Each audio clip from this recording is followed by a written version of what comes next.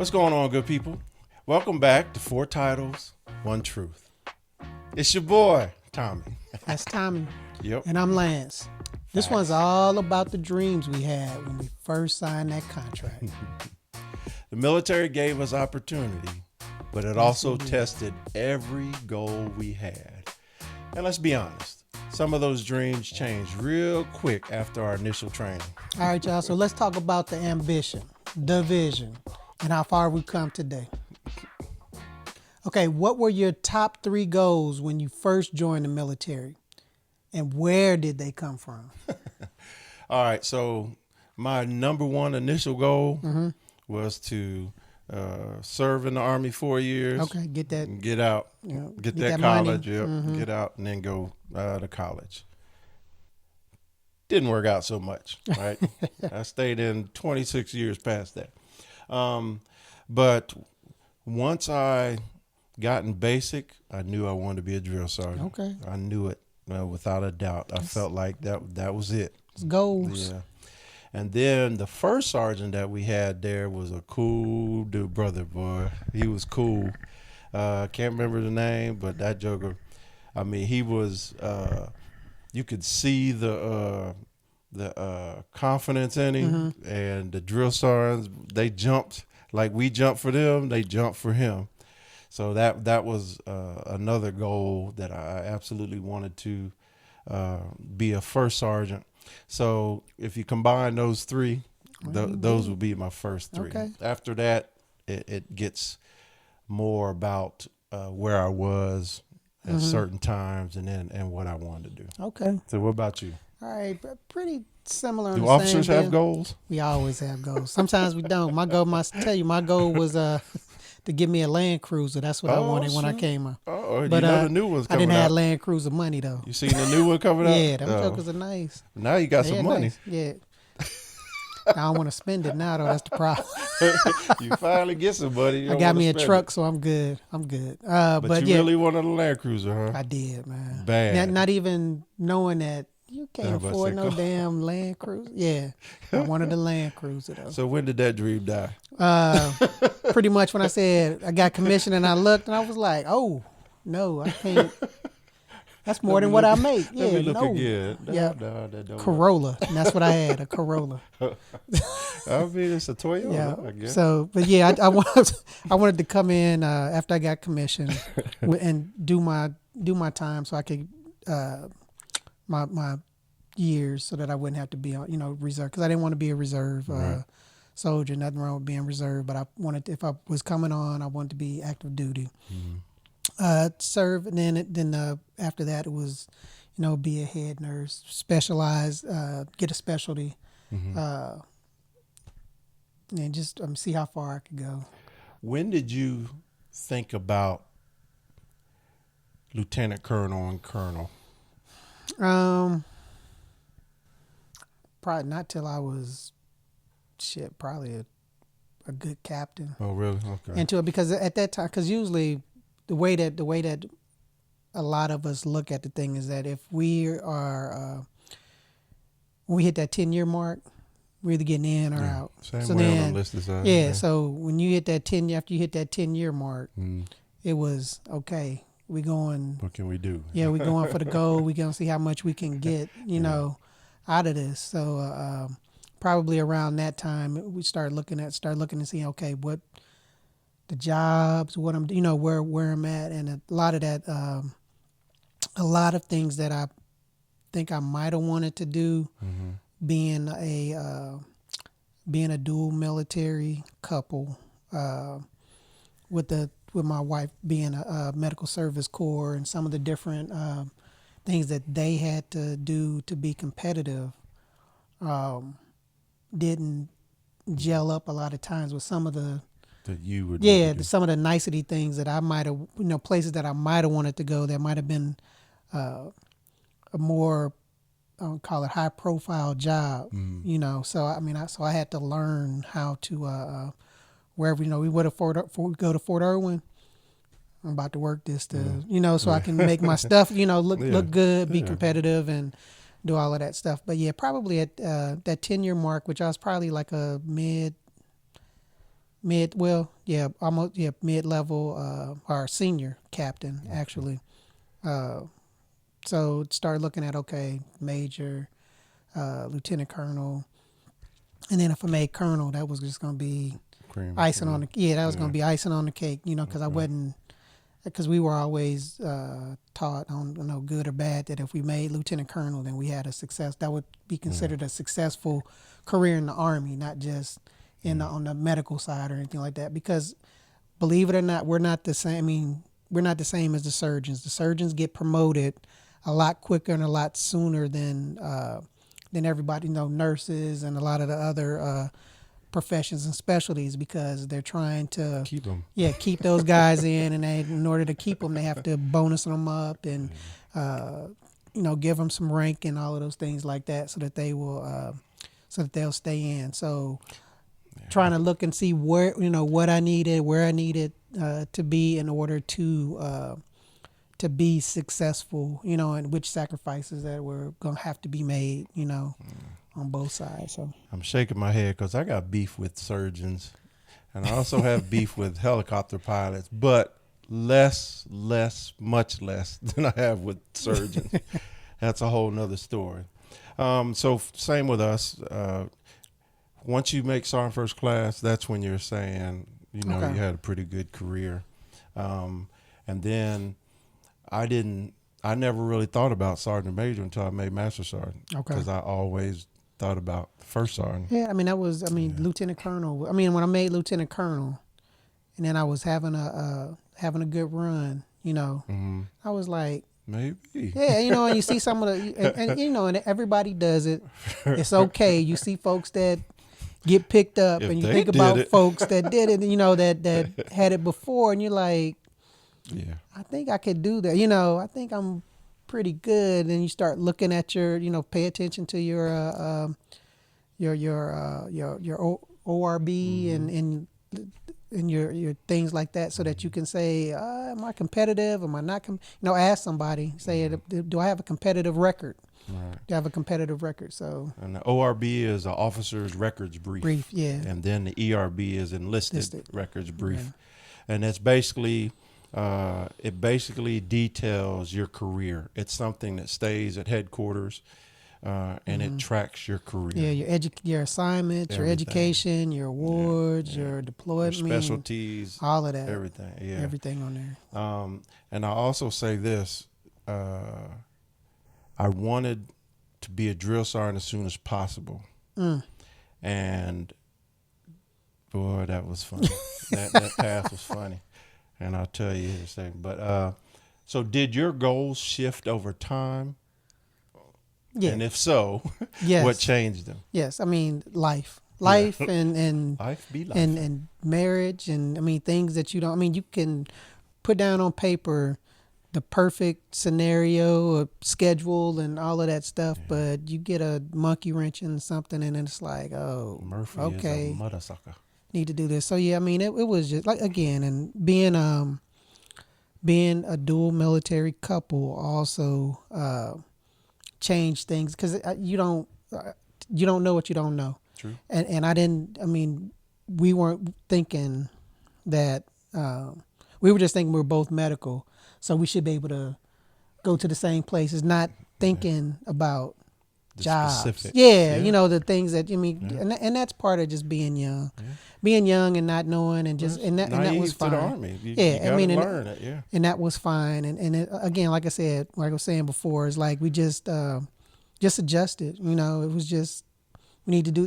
If Audrey needed to do something to try to help me out a little bit, then she would make that sacrifice. And if I needed to go, we just made the sacrifice, and we just, whatever it was, we just made the best out of Right. that situation and tried to get the most out of that. Let me ask you a question. Okay. Was general ever on your goal list? It wasn't. I mean, because and that was due to, I know that I didn't have some of the jobs Right. that were necessary, and I knew that my profession, it wasn't I'm gonna say conducive, because being specialized in the area that I'm in, we don't get the opportunities, a lot of the opportunities that the general It's med required. surge nurses get, as far as being an assistant deputy, being a deputy, being a, some of those things that they can put, because they have, so it's a lot more of those nurses in Right. inventory. Understood. And ours, they try to keep us Right. pretty focused in where we are, because it's not a lot of us.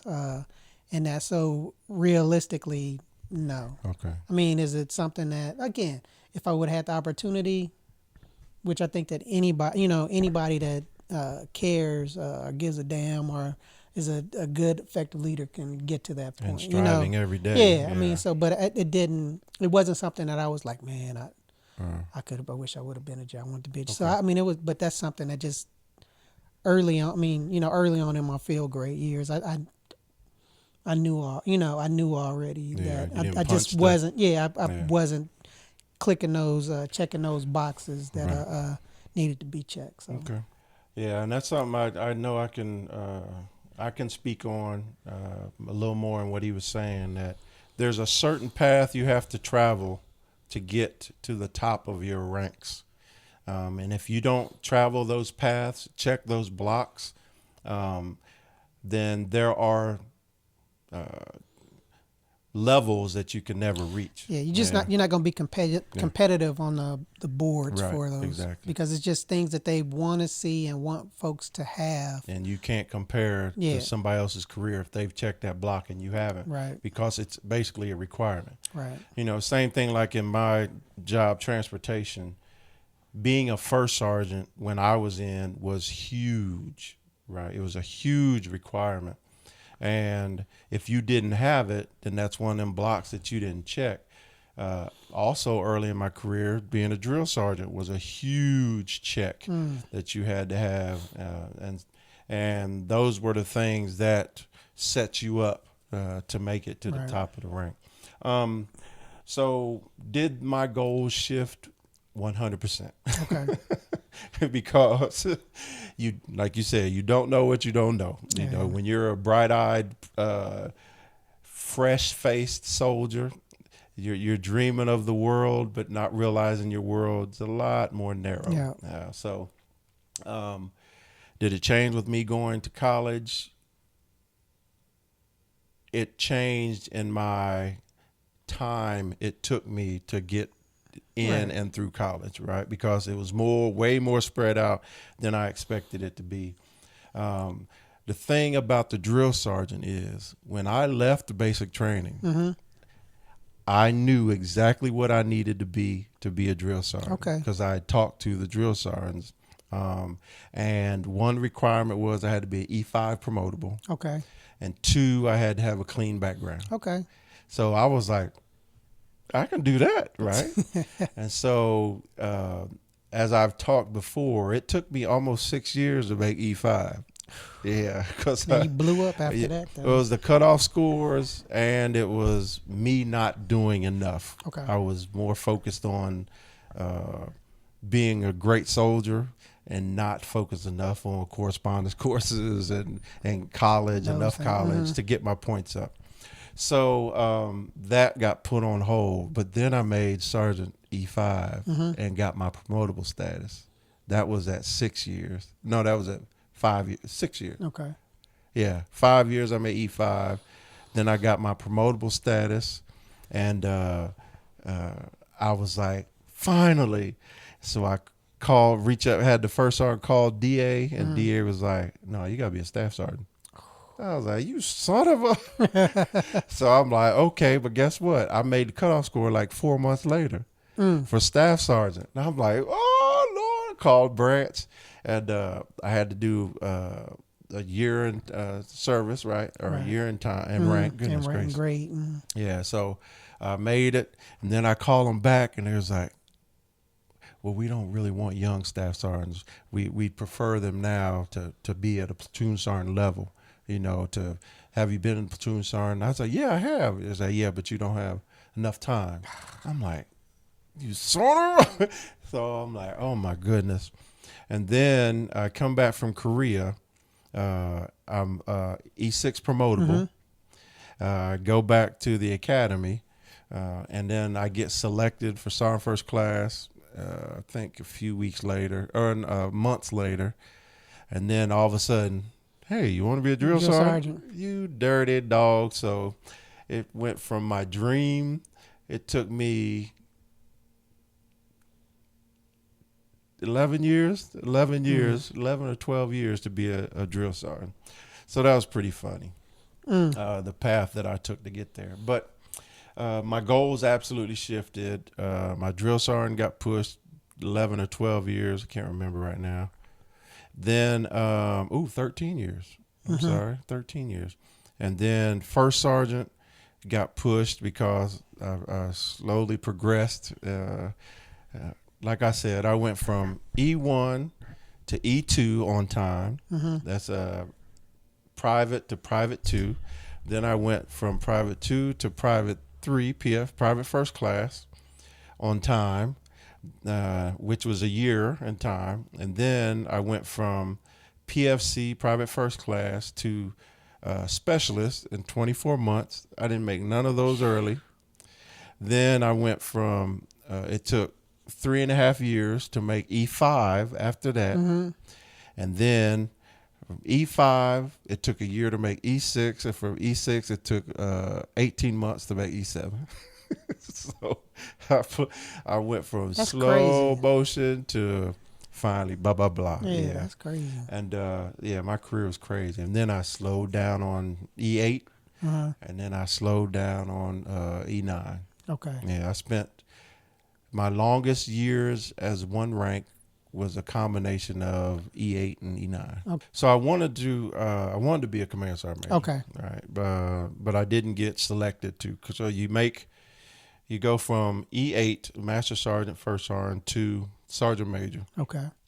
and then you get selected to serve as a command sergeant major. Okay. I know that there was in my class, my sergeant's Okay. major class, I knew that we had like 1, 2, 3, 4 senior, the most senior. Now, when they were calling y'all senior, how many years did y'all have? So I made it 24. Okay. Yeah, there were cats that were there at like 16. Okay. Yeah, but that's also, it's MOS driven. But anyway, and knowing that you're senior, you pay attention to the other seniors and see who gets selected. And that's what I was saying about my boy Ike. He was double badged. That's something I didn't have, meaning he was a recruiter and a drill sergeant. Okay. And he had first sergeant time, right? And and I know that he was rubber to the road as a transporter. So that was my mark. I was like, okay, if he don't get selected, then I know I can't expect to get selected. Okay. Because he was a year ahead of me as far as time in service. Okay. And so, and then when selections came out, none of us got selected for CSM the first year. Okay. And then after that, everybody got selected. I think everybody but 3 or 4 got selected. And the thing we had in common was we had more senior time in service. So, but it's another thing. It has to do with what they're looking at the time that they're selecting command sergeant majors, and then you have to fit in that box. And if you don't fit in that box, the thing you have to be understanding of is I still made sergeant major, Yeah. So, Yeah. but Yeah. and like I said, once I made master sergeant is when I started thinking about sergeant major. Once I made sergeant major, I fully expected to be a CSM because I had so much first sergeant time and I've deployed multiple units. So I expected it, but it didn't happen. I mean, you would think that was would be an important attribute to have some time and have that experience. Yeah, but that's why I would say it was a important attribute, but it didn't fit in that box because they're it shifts. Like sometimes they want younger. Okay. Like the people before me, a few classes before me, the focus was more seniority because they wanted the wisdom. They wanted that the knowledge that was Okay. gained over the years, and then it shifted back. And then sometimes it's about what level of degree you have.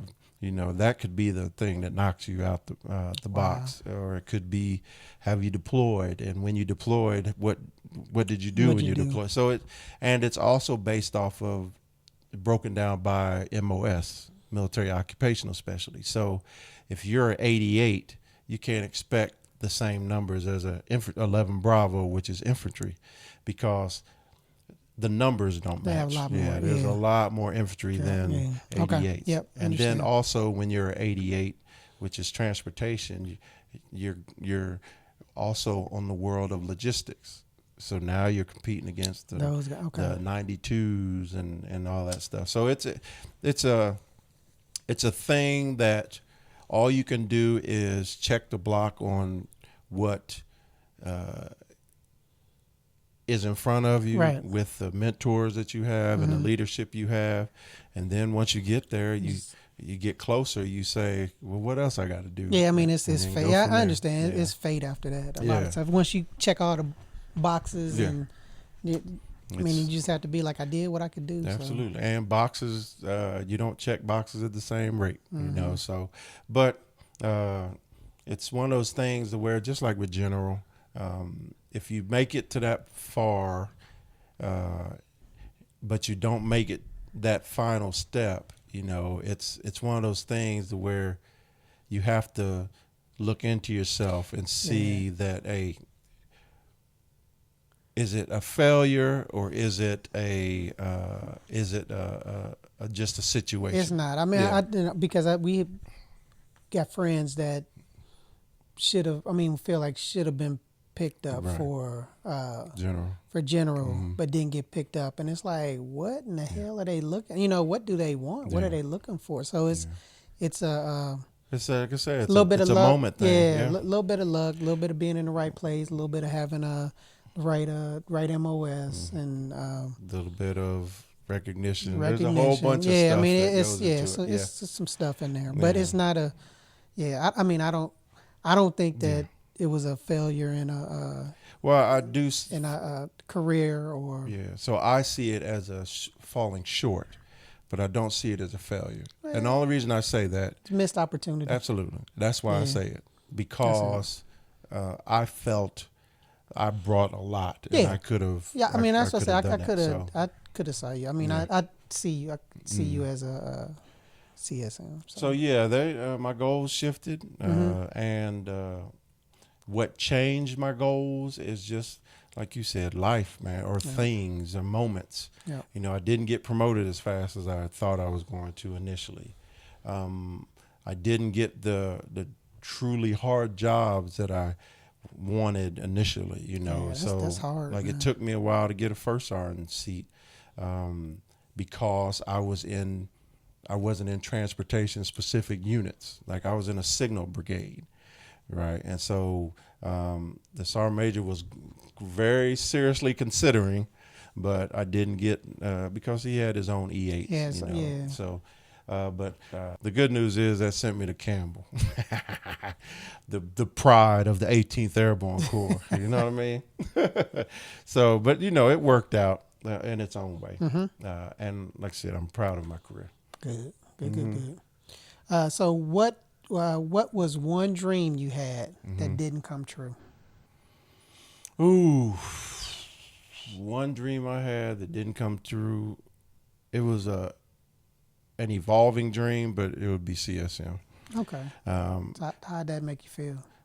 So specifically, having sat in the seat, but not as a CS, with the wreath on, you really feel like, oh man, I got this, you know. And so it felt like it was a letdown. It felt like in the beginning it was a failure. It made me start to question some of the decisions I've made as far as jobs, as far as it was when That's tight, the man. first time I got looked over for CSM, I was cool because everybody did, and we were told it was a transportation thing, that they weren't going to pull any of the new ones. But then after that next year, you couldn't tell me I wasn't going to be selected. And then for it to come out and me not be on that really, it's the first time where I fell short of a military goal, and that was interesting. But I absolutely went down a little bit, but the good news is I ended up getting sent to Korea, and I was assigned to 2ID after academy. And when I got there, there was no G4 Sergeant Major. And so the Sergeant Major, because I went there as a transportation Sergeant Major, right, in the transportation office for the division. And so the Sergeant Major there, he interviewed the Sergeant Majors there and then selected me to be the G4 Sergeant Major, which is something that was rare for somebody straight out of the academy. And then we had a new Sergeant Major come in, and he had every opportunity to replace me. And he was like, "What?" He was like, "Go on." And he actually, deterred someone from coming who technically outranked me and kept me in that position. So the knowledge I gained, the friendships I gained, and the experiences I gained in South Korea at 2ID, and having an opportunity to serve in 2ID because I did when I was a specialist, to go back to it, to go to the headquarters, that was pretty unique. Yeah, that's cool. So that was advantageous, and then it led me to the school sergeant's major at the transportation, at the home of the transportation now, Fort Lee. Yeah, my eyes rolled. But those jobs happened that if I was a CSM, I wouldn't have had the opportunity. Yeah. I mean, that's pretty cool, man, being able to. I was able to, we were talking about it at one of the episodes, we talked about resiliency. Yep. I was able to take Bounce a knee, back. take a knee and realize Yep. I'm still serving the country. I'm still doing what I'm doing. I'm still representing. Yep. And it also helped me being selected and recognized by the senior leader there that this is the guy for this position. Okay.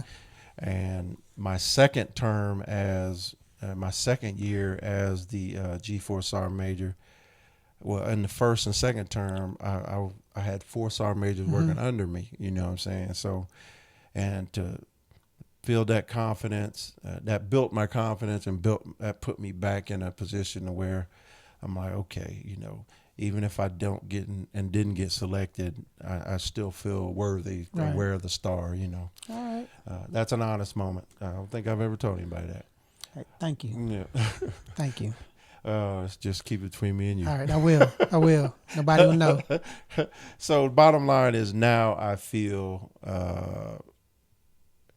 I'm okay with my career. Okay. I did feel that there was a step that I didn't get to, but I'm okay with my career. Yeah, I mean, and for me, I was it's probably and this is the last. I mean, this is probably the only job that I interviewed for. Had to interview for. Going to be like a chief nurse, and it was a big place, the biggest place or whatever.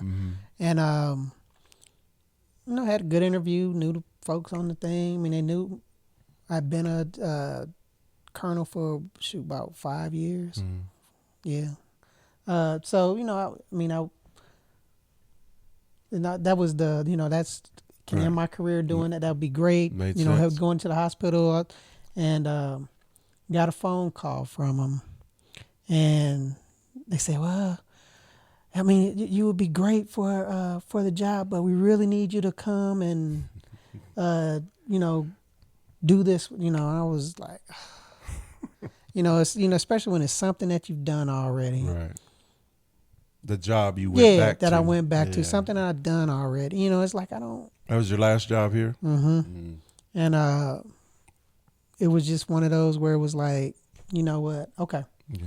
I mean, because I knew that this was going to be where I finished anyway. Yeah, I knew this is where I was going to finish. This is where I wanted to come back to, or wanted to retire. So I was like, okay, and I knew the folks that were already in the office, and they were already calling and excited that I was coming back, and I mean, so I knew that the team was there, Mm-hmm.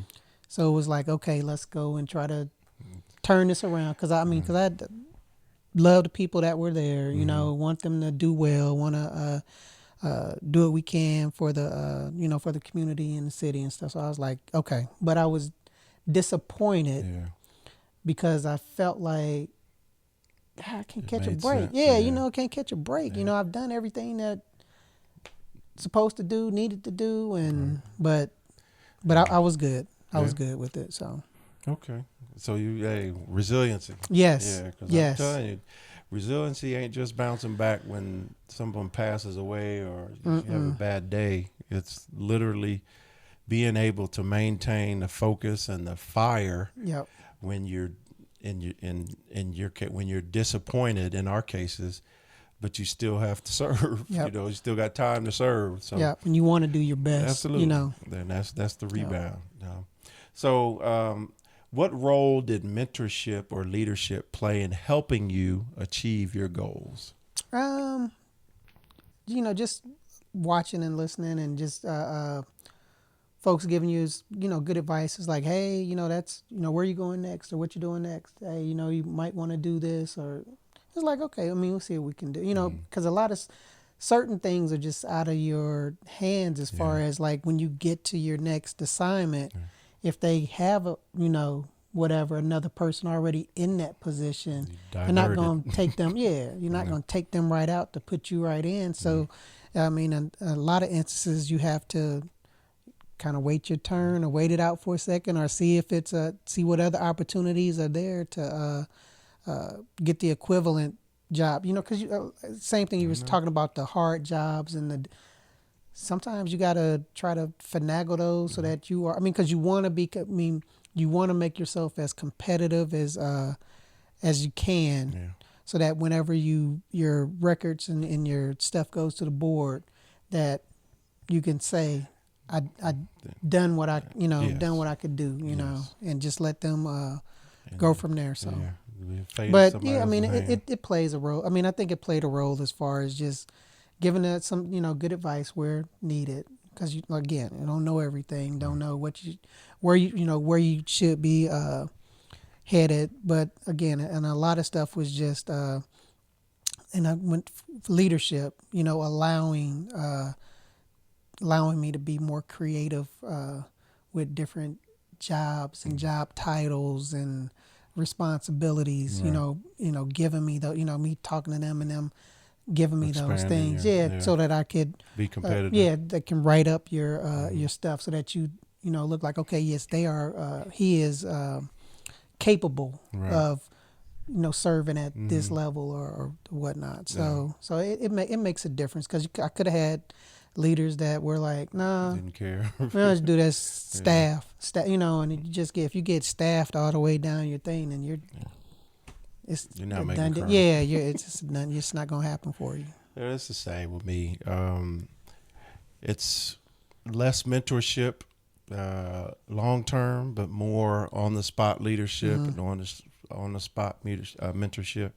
Because I'll say specifically, when I was at the academy, the sergeant major, the CSM that was there, she was a direct reason why I was able to go drill sergeant. Okay. Yeah, because it was asked, do you still want to be a drill sergeant, by the by branch, and then I went and talked to the sergeant major, and because my question was, I'm a sergeant first class now, does it make sense for me to go and be a drill sergeant? And her guidance to me was, leave the office, walk around the installation, and come back and tell me how many sergeant majors you see without a drill sergeant badge.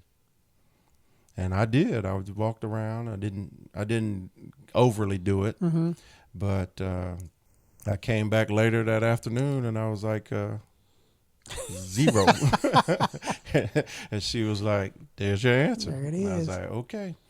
And then she gave me some more. Let's get somebody looking Some out, mentorship. man. Yeah, she gave me some more That's good. mentorship about how to be successful on the trail, and then my path from there.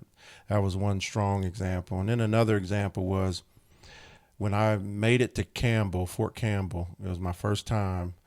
But going there, I was supposed to be a first sergeant. I was supposed to walk in as a first sergeant for a unit that just came back from, I think, Afghanistan. Okay.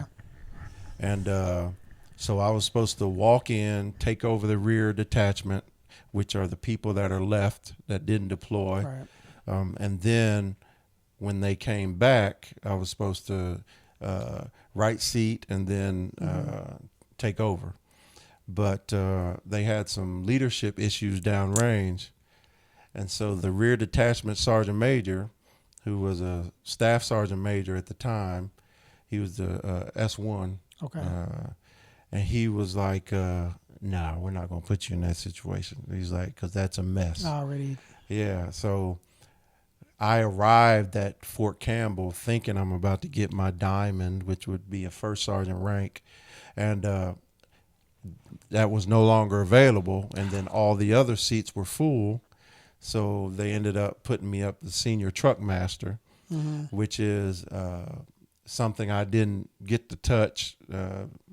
I hadn't touched before. Okay. So he was looking out for me because he could have kept me on staff, right? But he put me in there and let me get my feet wet. And then they deployed. And instead of deploying me with them, he pulled me out and then put me in the S4, the SPO, in that sergeant major's seat until a first sergeant position opened up. So that guy, he did some on-the-spot shuffling with me. Absolutely. And I went up to him and I met him.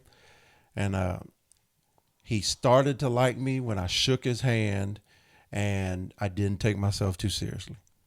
And he was like, hey, welcome to Campbell. And then the only thing he kept talking about is air assault.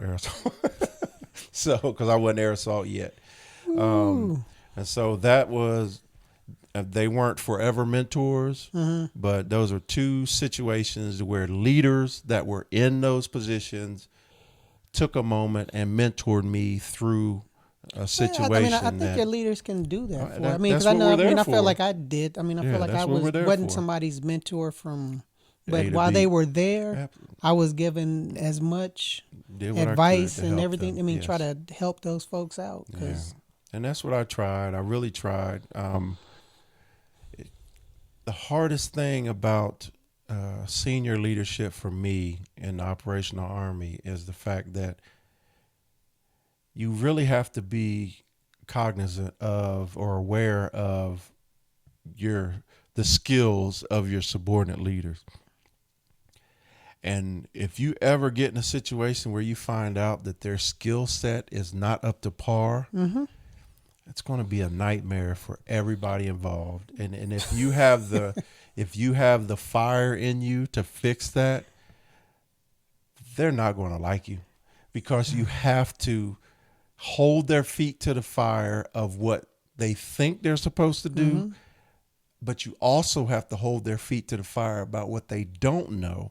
And then that makes them angry. Like, for instance, another quick thing. So my first sergeant job at Campbell, like I said, I was at the SPO, and I came down and I would, they had just gotten back from Afghanistan. Right. And I said Iraq in one of the episodes, but they had just come back from Afghanistan, and then I ended up taking them back to Afghanistan.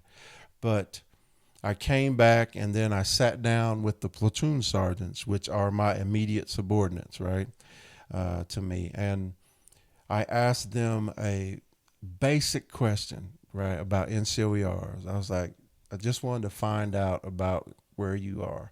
And I asked them that question, and nobody at the table knew what I was talking about. And so what that led me to know immediately is they weren't set up for success. Right? Because they had no idea. And so an annual evaluation is called an NCOER for non-commissioned officers and an OER.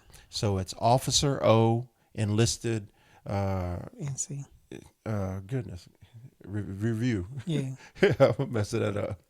And it's NCO is non-commissioned officer. So officer ER, NCO ER, and that's an annual evaluation. Of course, it can be less than a year. In some cases, it can be more than a year, but it has to be specific uh, uh, circumstances, right? Yep. It's an evaluation report. Goodness, my mind's on OER. So it's non-commissioned officer evaluation report, NCOER, or OER, officer evaluation report. Yeah. Yeah, I was thinking of ORB, ERB. But anyway, and if you aren't aware of what should be on that for you to be competitive, because we were talking about uh, making yourself competitive for advancement in the military, then that means you have no idea where you stand.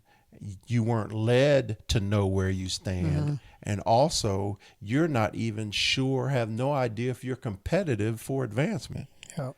And so, Yeah, I mean, leaders can hurt folks if they don't know how to properly write and word and, those evaluations. yeah, and it goes back to a previous episode. We were talking about counseling and leadership. The whole point of counseling, specifically in the military, is for you to define where we are and set goals for near-term future. That's the whole point of it. And then the evaluation is following the goals set and then grading you on, did you achieve, overachieve, or fail? That's the whole point of the evaluation and counseling. Yeah. And if you don't know that, then what are you excelling at? If you're, how can you be the best at anything if you never knew what you had to achieve or your goals or anyway. But anyway, after that rambling, the roles of mentorship and leadership were very present when it came to shaping some of the goals that I had, especially the ones that were refined that I know I needed for my career. Yeah. So it ended up being a good thing that those people strategically placed, luckily, I mean, that's to be there. Good looking out. That's real good. So, so if you could talk to your younger self on day one of basic, what would you say to them about goals, growth, and grit? I would say what I have learned to do. There's a difference between long-term goals and near-term goals. Understand what that is and then set them. Yep. But also, the goals that you set, whether they're near-term or long-term, think them through and make sure that they're achievable and that they make sense to your situation. Okay. And then you have to make sure that you let people know what those goals are so that you can be shaped and pushed in the direction of the goals that you have. Yeah. All right. But it makes no sense to set these specifically long-term goals and you have no possibility of making them. Right. For instance, you don't know if you'll be able to. Like there are some jobs in the military where you cap out at a certain rank because that's the way it's set up. Yeah. And you can't come in like there used to be back in the day, women. There would be some women that come into the promotion board, and we're sitting on the promotion board, and we ask them, what are your goals? And they'll say, I want to be sergeant major in the Army. And at that time, it wasn't possible because you had to be infantry. And at that time, infantry didn't allow females in it. So that was not a realistic goal. And so I would always say that could be something you want to be, but that cannot be your goal. Your goal should be to be a command sergeant major or to be a sergeant major, so that if you get to that goal, then maybe you could be the one that could change something, But then that's just be the trendsetter. Yeah, absolutely. And so that's just one of the things that make sure that the goals you set, near or long term, are realistic and achievable. And then second, make sure that you inform people that you work for of your goals, and then finally make sure everything that you do, as well as your leadership, is pushing you towards those goals. Okay. All right. Yeah. I mean, if I could go back and talk to my younger self. Say self. Yeah. I like how things went. I mean, they ended up pretty well. I mean, but I would just tell them just to be a little more, because I wasn't a super understanding or flexible in the beginning. Yeah. Most of us are. And I really didn't speak up like I could have, or question. I shouldn't say speak up. I really didn't question. Salute and drive on. Yeah. Was your thing? It was just like, okay, whatever. This is stupid, and keep it moving, instead of really understanding why we were doing something, or something was being asked, or why we couldn't have the certain things. So I mean, I would probably be younger self would be a little more vocal. Trust you're confident. Yes, in those aspects, because it wasn't anything wrong with that. Because it's just like, didn't want to get in trouble for something stupid, Yeah. So it was always just trying to like, well, okay, whatever. I'm not trying to fight with this person. To extend the meeting because you got to raise your hand. Yeah. So but everything else, man. Because I always figure that everything happens for a reason, and trying just to get the. Yeah, I don't believe in that. Everything happens for a reason. Me and Nikki battle about that. Now me and you gonna battle about that. I don't believe that everything happens for a reason. I believe there's a reason for things happening. In other words, you can find out why things happen, but it does no good to say that and then you never find out why it happened. But that's a whole other conversation. That's a whole other conversation. Yes, it is. There's finally something that we 10 toes down are on different sides. No, so it does. Yeah, I mean, because you can find out why something happens, and it's like, okay, I can't.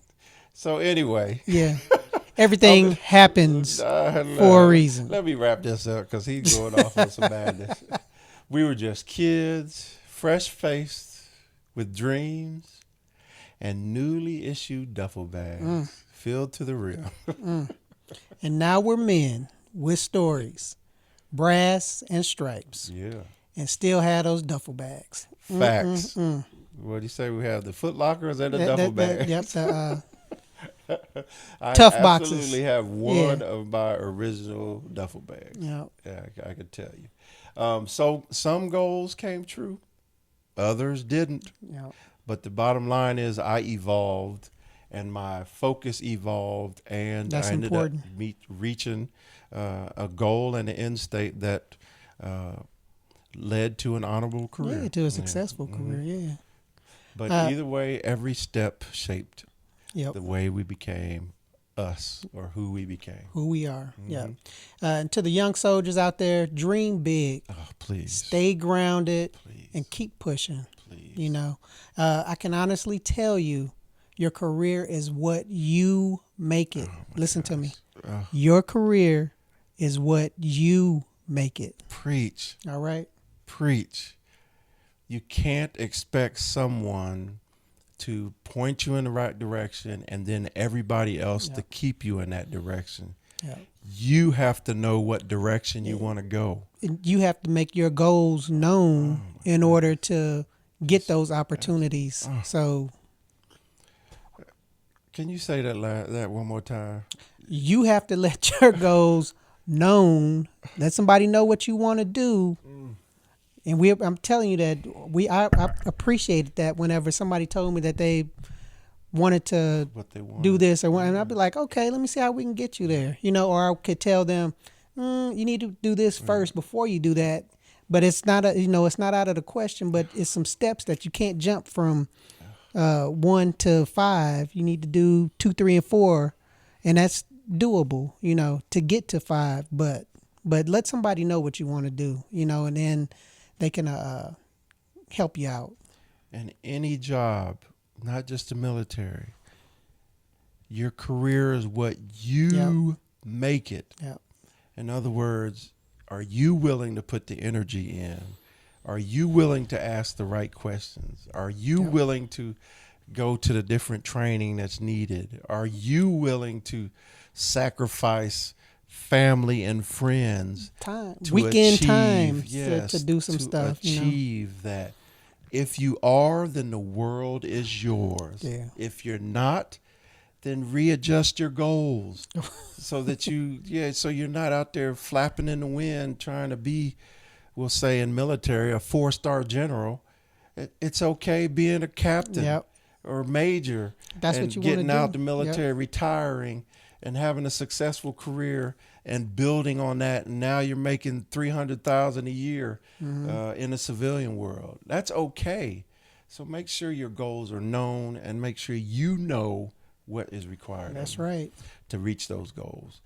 And to come off the testimony, thank you all for joining us for another episode of Four Titles, Yes, thank One you. Truth. If you're liking our podcast, please rate us and leave a review.